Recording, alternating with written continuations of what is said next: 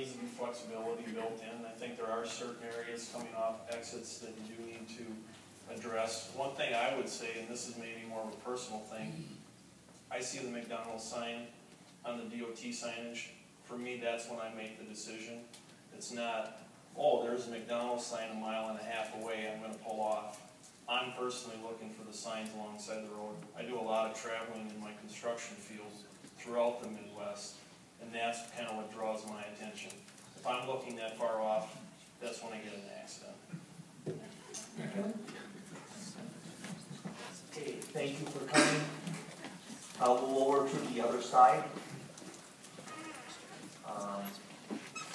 15 minutes per side, 3 minutes per person, maximum. First speaker I have wishing to speak in opposition is Dick Granchelik, 712 Main Street, representing La Crosse Area Chamber. We have 3 minutes. Thank you, Mr. Chair.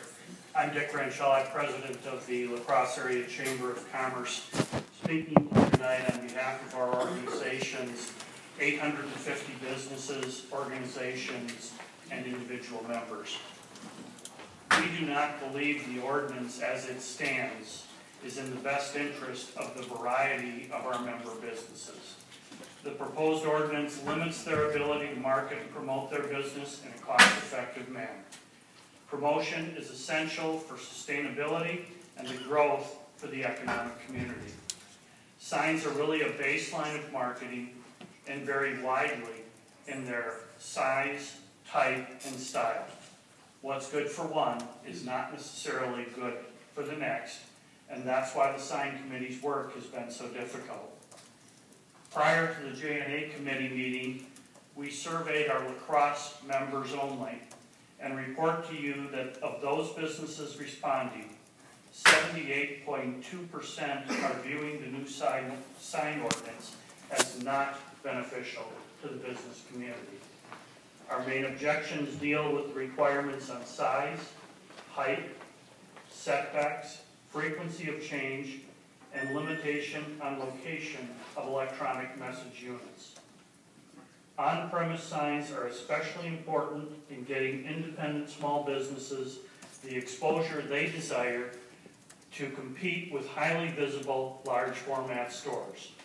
The smaller independents do not have standard building format that they can rely upon to advertise their presence and use signage instead to draw attention to their location. Strictly limiting the height of the sign and the square footage of an on-premise signs reduces the exposure these stores can get to the vehicular traffic they depend on. Some of those survey comments that we received include such as, I think that it is good to have some guidelines to follow, however this seems a little too strict. A second comment, I believe that a sign ordinance is appropriate, just not what is proposed. Another, the new ordinance will harm my business by making it less visible to our customers. We receive those comments, we take them into consideration with our comments, and would stand in opposition to the way the sign ordinance is currently written. Okay, any questions for the speaker? Oh, we do have one, District 12, Council Member Sarah Sullivan. Yes, you mentioned that 78% of the respondents said that they were not in favor. Could you tell me the percentage of your members who responded? We surveyed only the La Crosse zip codes. Okay, and how many was that?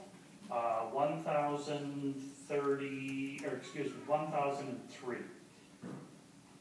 You surveyed 1,003. We got about a 9.4% return rate. Thank you very much.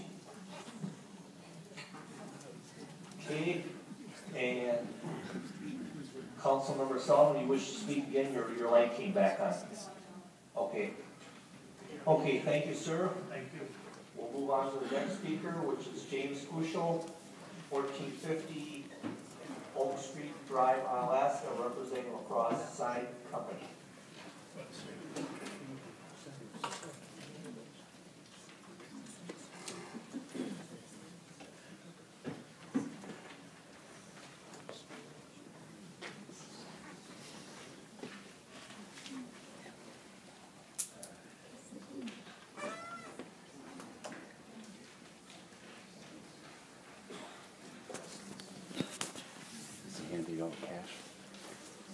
And when that gets to the end, Fran and Sarah, could you bring one up for the chair, please?